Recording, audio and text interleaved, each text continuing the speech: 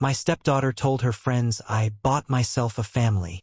I sold everything she thought was hers. The car, the gifts, the cards.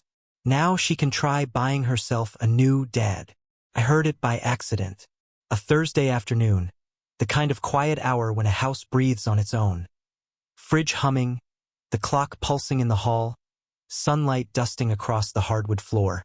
I was carrying in groceries, my hands full of paper bags biting into my palms, when I heard my stepdaughter's voice from the living room. Lily was laughing, that high, easy kind of laughter that belongs to people who believe they're safe. And then, through the half-open door, I caught it. He didn't marry Mom for love. He just bought himself a family. Her friends laughed with her. It was the kind of laughter that says you've crossed a line, but no one will call you on it because cruelty sounds brave when you're 16. The words hit harder than I could have prepared for, harder than any argument, any slammed door. They didn't sound new. They sounded practiced, polished, like something she'd been saying for a long time when I wasn't there to hear it. I stood frozen by the doorway, the weight of the bags carving into my skin. One slipped, oranges spilling across the tile and rolling in all directions. Not one of them turned. Not one paused the story. Bought himself a family, she said again, softer this time, almost admiring the phrase, and I realized she believed it. Every laugh, every careless shrug, every rolled eye these last few years, they'd all been rooted in that thought, that I had paid my way into their lives, that love could be purchased in installments. I stepped back quietly before they could see me. My heart wasn't racing. It was slow, deliberate, like a pendulum swinging inside my ribs. That evening, at dinner, I tried to look at her the same way I always did. But something in me had changed. She sat across from me, hair tied back, wearing the same little gold bracelet I'd given her for her last birthday. I remembered how proud I'd felt buying it, how I'd told myself gifts could build bridges. Now, seeing it glint under the dining light, it just looked like evidence. Proof that she was right, that everything I'd ever given had come with a price tag attached, even if it was only my hope for affection. Megan talked about her work. Ethan mumbled about a school project. They laughed about a meme I didn't understand. I sat there, smiling when expected, chewing food that felt tasteless, and realized something terrible. No one was looking at me. I was there, physically, visibly, but my presence didn't alter the air in the room. I could have been an empty chair, and the rhythm of the evening would have continued unchanged. The house was loud, but my silence was louder. Later that night, when everyone was asleep, I walked through each room slowly, like a stranger inspecting the home he'd been evicted from. The family photos lined the hallway, all of us together on the beach, at Christmas, at Lily's graduation. In every one of them, I was positioned at the edge of the frame, smiling too hard. I stopped in front of one, the picture of us the first year after Megan and I married. Lily was 11, awkward and shy. She just started calling me Alex instead of Mr. Carter. I thought that was progress. I remembered that day vividly. How proud I'd been to belong to something that looked, from the outside, like a family. But standing there now, 5 years later, I understood that belonging had always been conditional. I had mistaken politeness for love, gratitude for acceptance. I had been financing my own illusion. When I first met Megan, she carried herself like a woman who had seen too much of disappointment. She told me she was done with men who promised everything and stayed for nothing. And I believed her because she said it with that calm certainty that makes you want to be the exception. She had 2 children, Lily and Ethan, and a history with a man named Tom, who seemed to appear only when he wanted to remind everyone he still existed. He had charm, the kind that rotted at the edges. He'd show up at birthdays with expensive gifts, make the kids laugh for a weekend, and then disappear again for months. When I entered their lives, I told myself I wasn't competing with him. I wasn't trying to win them. I was trying to build something steadier, quieter. I brought what I thought they needed: reliability. Tuition paid on time. The car serviced before winter. A roof that didn't leak. I thought those things mattered. I thought they were enough. The first year was all promises. Megan said she wanted a partner who would stay, who wouldn't walk out when things got hard. I said I would. And I did. I stayed when her job was cut, when Ethan broke his arm, when the bills piled up higher than her patience. I stayed through the long, brittle silences that filled the kitchen after arguments that never fully ended. But the more I stayed, the more invisible I became. The children didn't fight me, they just receded. Slowly, deliberately. A wall built without words. I became the man who paid for their comfort but didn't belong to their joy. I remember the first time Lily forgot Father's Day. It was small, stupid, and I told myself it didn't matter. She was 15, busy, distracted. Still, I'd waited that morning, coffee cooling beside me, rehearsing the modest smile I'd wear when she handed me the card. It never came. When she finally came downstairs, she said, "Oh, I didn't think you celebrated that. Didn't think I celebrated that. That should have told me everything." But I let it go. I let everything go, because I was afraid that if I ever demanded acknowledgement, I'd sound like a man trying to buy affection. And now, hearing her say I'd bought myself a family, I saw how deeply that idea had rooted itself. Not just in her mind, but in Megan's too. She had never corrected it. That night, after the house went still, I sat at the dining table with the lights off. The moonlight came through the blinds in narrow silver lines, striping the room like bars of a cage. I could hear the soft breathing of the refrigerator, the ticking of the clock, the soundtrack of a home I no longer recognized. My thoughts wandered backward, tracing 5 years of quiet sacrifices. The time I canceled my trip for work because Lily had a recital and no one else could drive her. The Christmas I stayed up until dawn building her desk from scratch. The arguments with Tom when he forgot child support again, and I covered it without complaint. The night Megan cried, saying she felt like a failure as a mother, and I promised her she wasn't, even though I was the one shouldering her failures in silence. All of it, I told myself, was love. Love without condition. Love that didn't need to be seen to be real. But now I wasn't sure. Maybe it wasn't love at all. Maybe it was pride. The pride of a man trying to prove he could repair what another man had broken. And maybe Lily saw that long before I did. The next morning I made breakfast like always. Eggs, toast, fruit, routine, automatic. Lily walked in, hair still wet from the shower, scrolling through her phone.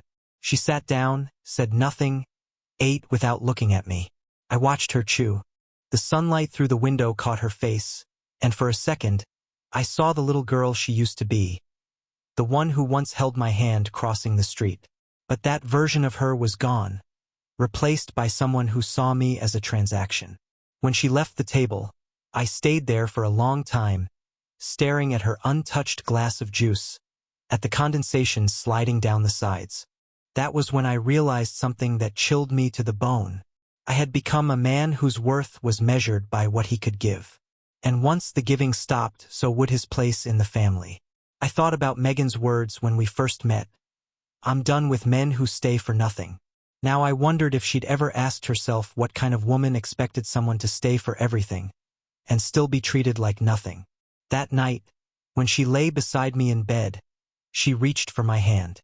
I let her hold it, but I didn't close my fingers around hers. She didn't notice.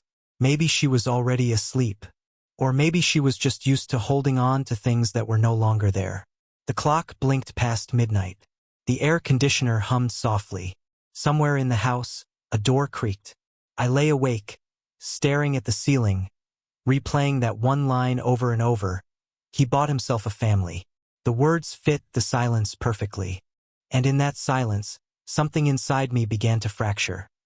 Not loudly, not violently, but with the slow, decisive crack of something that would never quite be whole again. Lily's 17th birthday. I had planned it down to the smallest detail, the lights, the cake, the catering, even the playlist she liked. Weeks of preparation folded neatly into a single evening that was supposed to mean something. Didn't.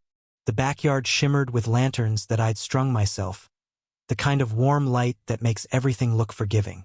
The guests, her friends, her mother's co-workers, a few neighbors, gathered under the awning, holding paper cups and laughter. The air smelled of sugar and smoke from the grill. For once, the house I'd built felt alive. I stood off to the side, holding a small card with a speech I'd written. Just a few words, nothing dramatic. I wanted to tell her that I was proud of her, that I believed in her, that family wasn't always born, sometimes it was built. It wasn't much, but it was honest. When they brought out the cake, everyone started chanting her name. Lily, Lily, Lily. The sound of it filled the yard like applause. I waited for the moment between cheers, the soft pause where I could step forward, say my piece, give her the little velvet box that held the necklace I'd saved for. But I never got the chance. Because when I cleared my throat and took one small step toward her, she turned. And with a smile sharp enough to cut glass, she said it, loud enough for everyone to hear, for every recording phone to capture. "You're not my dad. Stop pretending." Laughter, nervous, scattered at first, then swelling as her friends realized she wasn't joking. I stood there, still holding the card, still smiling because I didn't know what else to do. Megan's eyes found mine across the crowd, wide, pleading, but she didn't move, didn't speak, just stared at me, frozen, while the moment dragged out like a punishment. The music started again. Someone turned it up to erase the awkwardness, and the night continued as if nothing had happened. But everything had. I slipped back inside while the others danced. The walls muffled their voices into something distant and hollow. I sat at the kitchen table, the same table where I'd once believed love could be built with patience and good intentions. The card lay in front of me, unread, my handwriting suddenly childish. Outside, she laughed again. That high, carefree sound that once made me proud because it meant she was happy. Now it just made my stomach twist. I stayed in that chair until the party faded, until the last guests left and the yard emptied of light and sound.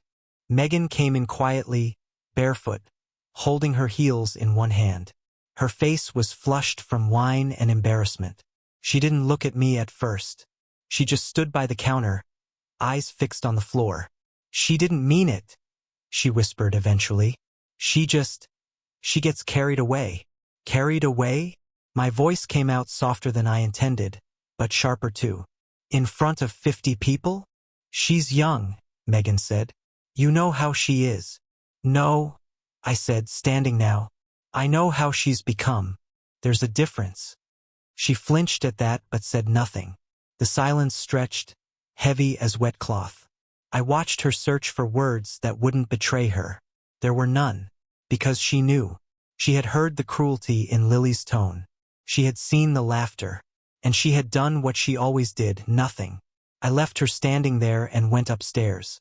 The house smelled like frosting and perfume and cheap beer, a celebration that had turned into a confession. I passed Lily's door. It was half open.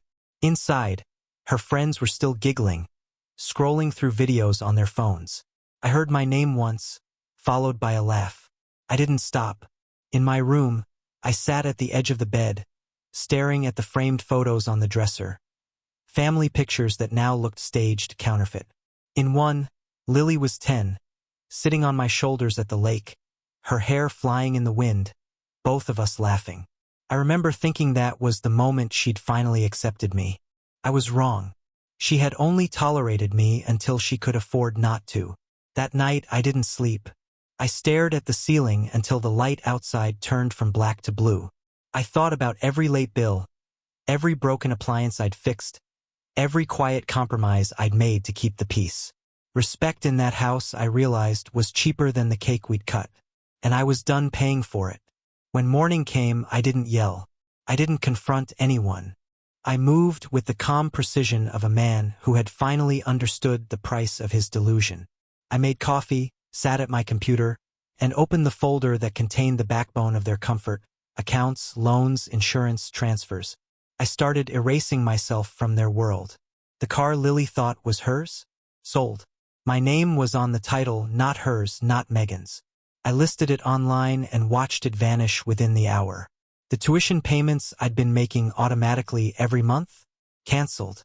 The insurance policies covering every luxury they took for granted? Disconnected. The credit cards with their names authorized under mine? Frozen. I didn't do it in anger. I did it in silence. Every click was a confession. Every cancelled account a small reclaiming of dignity. By noon, The phone started buzzing. Megan's first, then Lily's, then again and again. I ignored them all. Around 2, Megan appeared in the doorway of my study. Her voice was sharp with confusion. "Alex, what's going on?" "The insurance just called. They said the auto payment's been canceled." "And Lily's." "I canceled everything," I said simply. She blinked. "What do you mean, everything?" "I mean everything that ties me to this house. To you. To her. To the life that pretends I belong here." Her face went pale. "You can't just—" "Alex, that's not fair." "Fair?" I said quietly. "Wasn't part of the deal when your daughter decided to humiliate me in my own home." "She's a child," she said, desperate now. She didn't understand. She understood enough to wound me in front of everyone I know.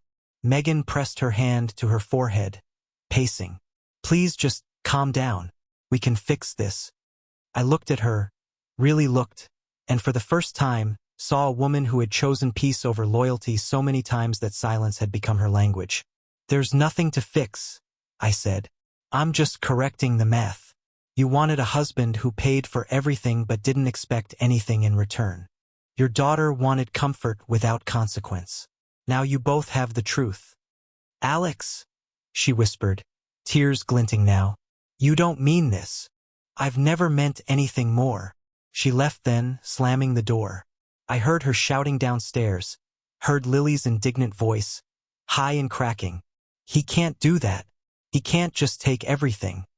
But I could, and I had. By evening, the house felt colder, not from temperature, but from the absence of illusion. I walked through each room, feeling the quiet settle like dust after a collapse. The laughter that used to fill this space now echoed only in memory. Lily came to me once, hours later, her face red from crying. She stood in the doorway, fists clenched. "You're being ridiculous," she said. "You can't just punish us like this." I turned my chair toward her. "I'm not punishing anyone. I'm done buying love." Her mouth opened, then closed again. For the first time, she had nothing to say. Megan tried to intervene later that night. She sat beside me on the bed, eyes rimmed with exhaustion. "You can't just walk away from this family, Alex." I stared at the floor. "Maybe that's the problem, Megan. Maybe it was never mine to walk away from." She reached for me, but I stood. Her hand hung in the air between us, trembling, then fell. I went to the window, watching the lights of the street below. Somewhere down the block, a dog barked. A car door slammed. Ordinary sounds, indifferent to the collapse happening inside this house. Tomorrow I would go to work. Life would continue. But for them, for Lily, for Megan, the world was about to tilt. They would learn what it meant when the man they dismissed stopped carrying the weight they refused to acknowledge. That night, before bed, I deleted the last family photo from my phone. Not out of spite, but clarity. The kind that hurts like truth. Because love without respect isn't love at all. It's credit. And eventually, every account comes due. It didn't take long for the silence to crack.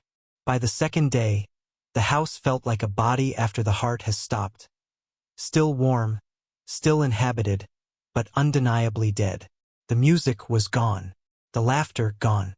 In its place, the heavy sound of reality setting in. Lily learned first.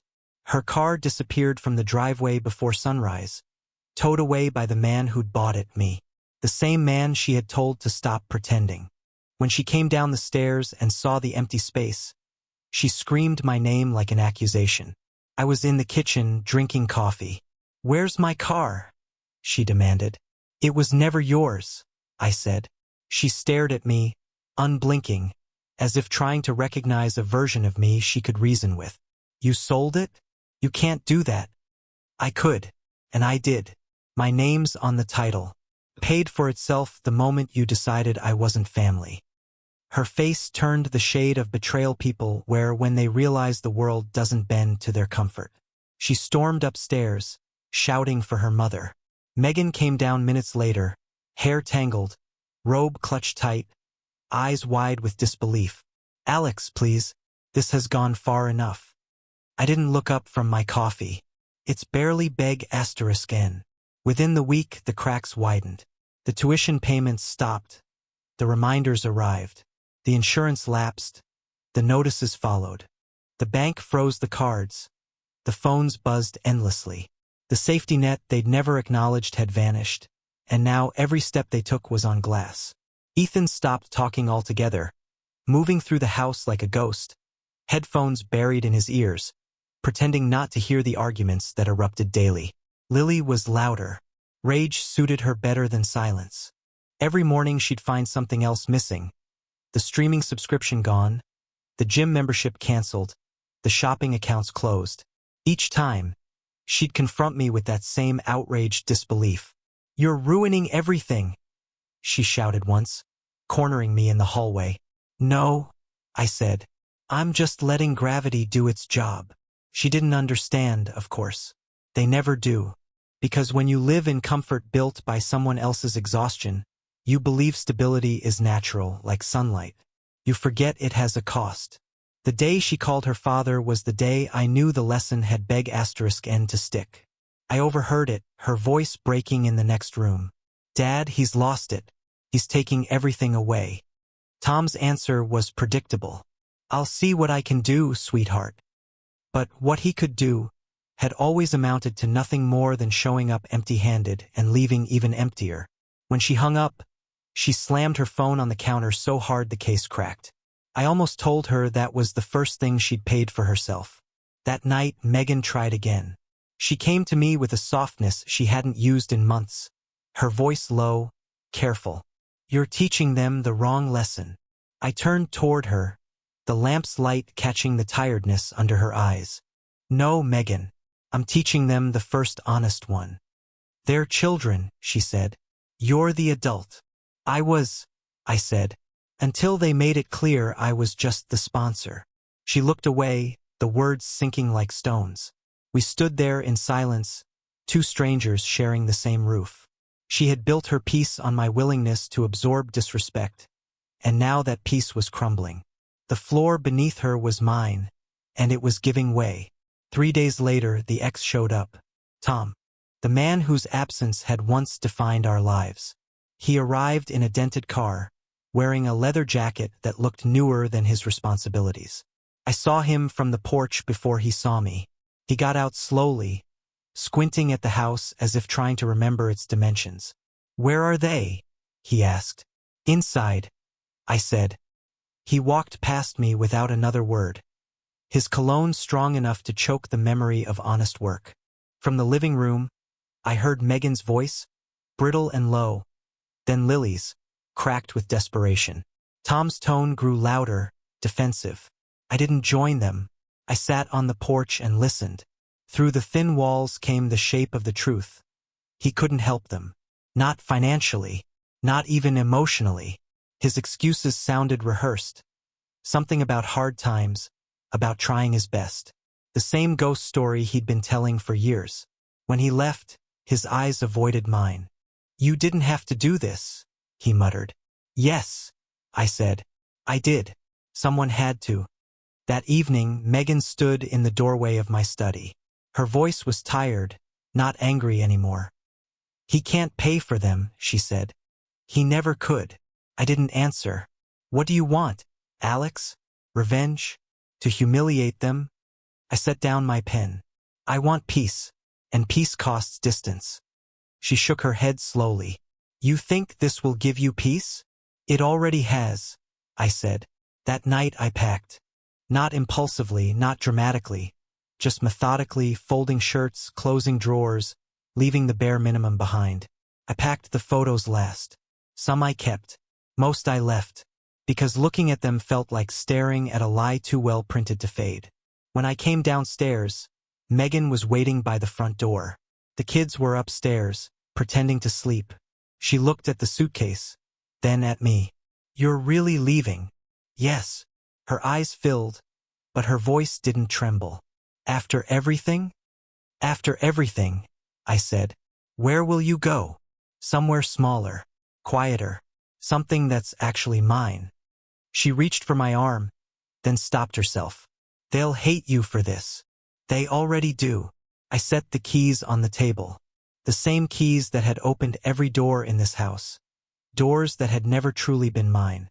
The weight of them felt different now, lighter. Megan whispered, "They'll regret it one day." "Maybe," I said, "but by then I won't be waiting to hear it." She followed me to the porch. The air outside was heavy with the smell of rain. Across the street, a single porch light flickered. For a moment we stood in silence, the kind that sounds like an ending. "Alex," she said quietly, "if you walk away now, there's no coming back." I looked at her, at the woman I had built a life around, the woman who had watched her daughter spit on my love and said nothing, and I felt something close to mercy. "I know," I said. "That's the point." I walked to the car. She didn't follow. The sound of my suitcase sliding into the trunk was louder than it should have been. When I started the engine, she was still standing there, barefoot on the porch, her robe tugged by the wind. For a second, I thought she might say something. "I'm sorry," maybe, or stay. But she didn't. She just watched me go, the way you watch a fire burn out, relieved it's over, but haunted by the smoke. The road stretched out ahead, wet and silver under the streetlights. I didn't look back. There was nothing left worth seeing.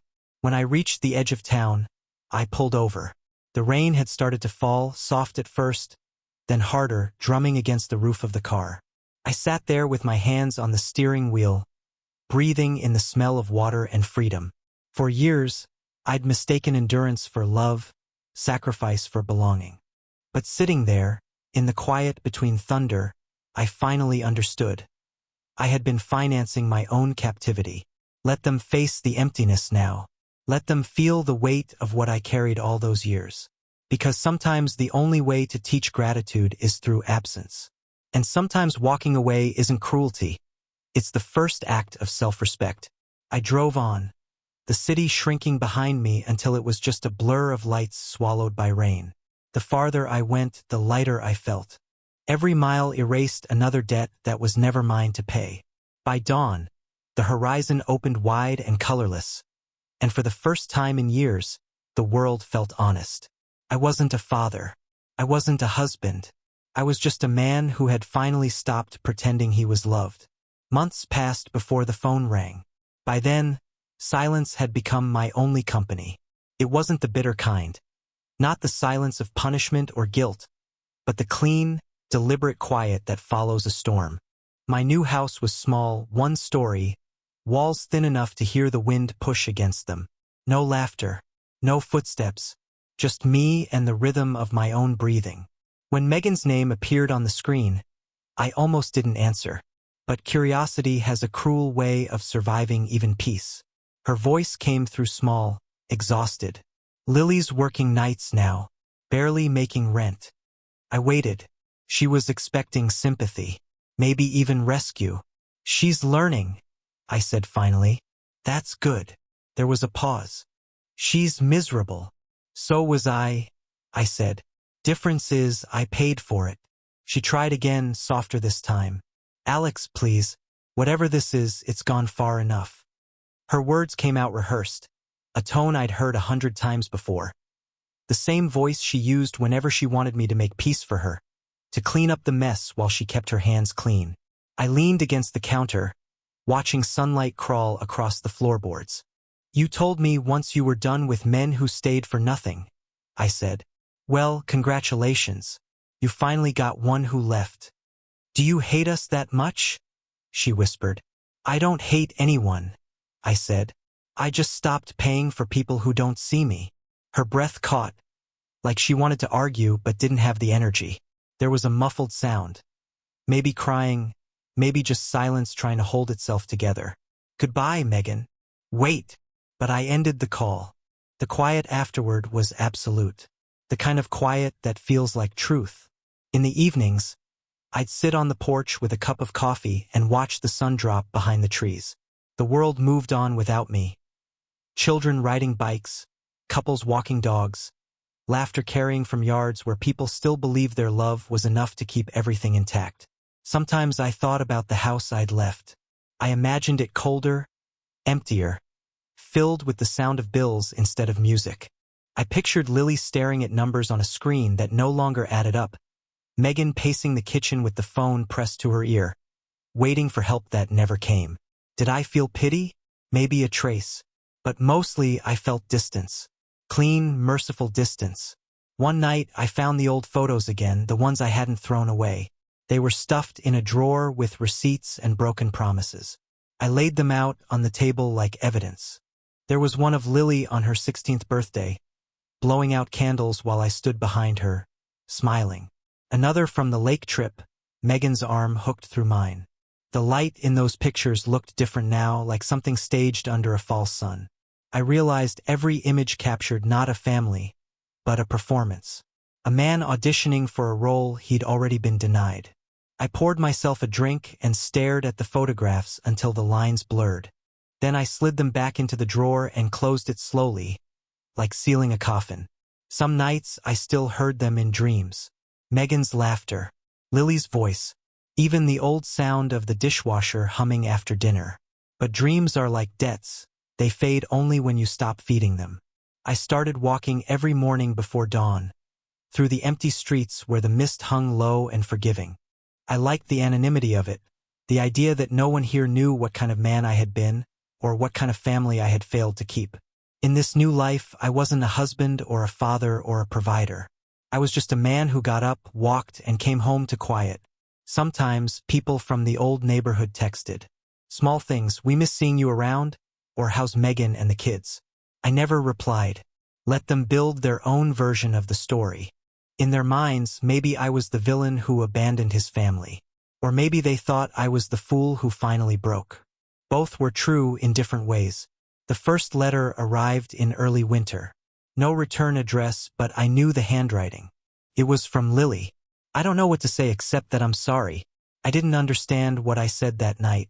I thought you were trying too hard. I thought money made love easy. I was wrong. Mom says you won't answer her calls. I don't blame you.